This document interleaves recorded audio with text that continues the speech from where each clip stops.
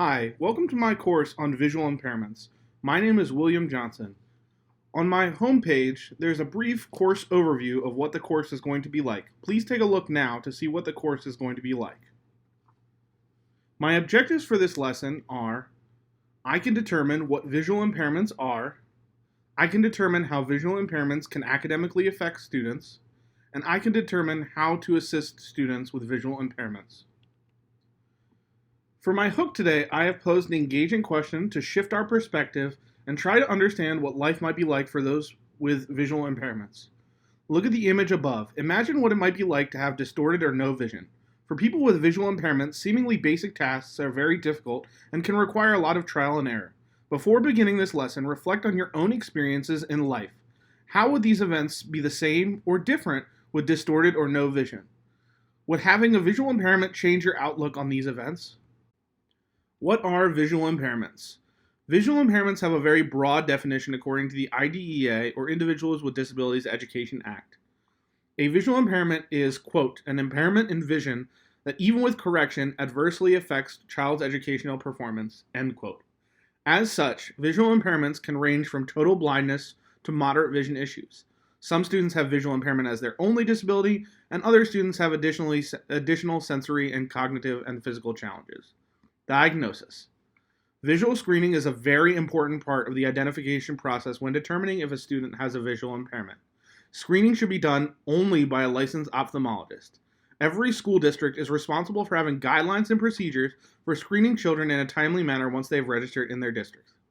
Each state's guidelines and procedures for visual screenings vary, but all states, including the federal guidelines, agree visual screening is an important part in identifying visual impairments and must be done quickly once the student is registered. Symptoms. The symptoms of visual impairment, i.e. severity, vary greatly from person to person. Below is a link of all the conditions that cause visual impairments and blindness. Some common symptoms of visual impairment/blindness include low vision, blurry vision, or lack of vision. If you experience any of these symptoms at any time in your life, please go see a licensed ophthalmologist immediately. Treatment. Treatment for visual impairments has not changed greatly in the past decade. There have been significant advances in treatment for age-related vision issues, but since this lesson focuses primarily on children in the school setting, these treatments are not relevant. Corrective lenses and assistive technology continue to be the most effective form of treatment for students with visual impairments.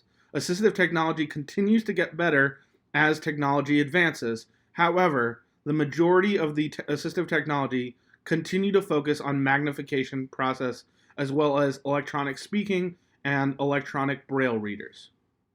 Here are some interesting facts about visual impairments. Did you know in Maryland in 2020, children with visual impairment/blindness comprised approximately 0.24% of students ages 2 to 21 who receive special education services.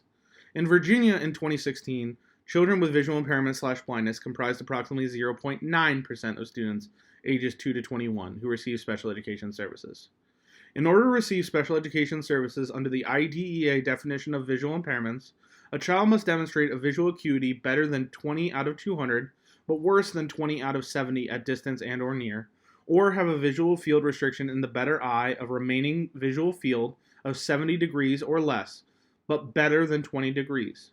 In order to fit the IDEA definition of blindness and receive special education services for blindness, a child must demonstrate a visual acuity in the better eye with possible correction of 20 out of 200 or less at distance and or near. Please read over the remaining facts and statistics about children in the educational setting who have visual impairments and or are blind. Visual impairments in school. Visual impairments/blindness are categorized in the IDEA as visual impairments. According to the IDEA, a visual impairment means an impairment in vision, even with correction, that adversely affects a child's educational performance. In order to best assist children with visual impairments, a teacher should create an open classroom environment free of clutter, encourage routine and classroom structures so that children with visual impairments understand where everything is in the classroom. Whenever possible, use large text and visuals because they are easier to see for children with visual impairments. Please use assistive technology whenever possible. Text-to-speech readers, electronic braille note takers, tactile symbols, video magnifiers, screen enlarging software, and other magnifying devices to help with reading and other vision-related issues. Have access to Braille textbooks and reading books for added exposure. If you do not have access to Braille textbooks and reading books right now, please contact your school administrator right now. Encourage social interactions because children with visual impairments tend to be shelled in. Educate all students on asking for help when needed because children with visual impairments will probably ask for help more than other children. Encourage learning because, as we all know, children all need a bolster in their self-esteem. Teaching.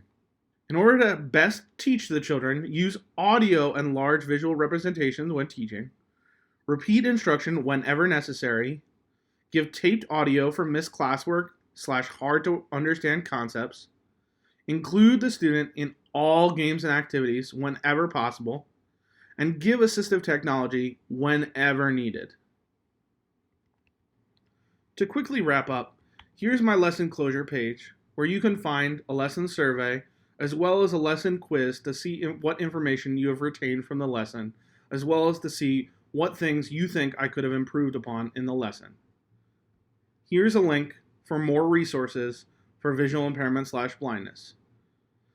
While most of these links are geared towards students with visual impairment / blindness, the American Council for the Blind, the American Federation for the Blind, the American Printing House for the Blind, as well as many others, are geared toward adults as well with visual impairment / blindness. Here is a link to all of the references that I've used for this lesson. Please peruse at your own leisure. In closure, my name is William Johnson, and this has been a lesson on visual impairments. I hope you've learned a lot about visual impairments. I know I have. Please have a great rest of your day.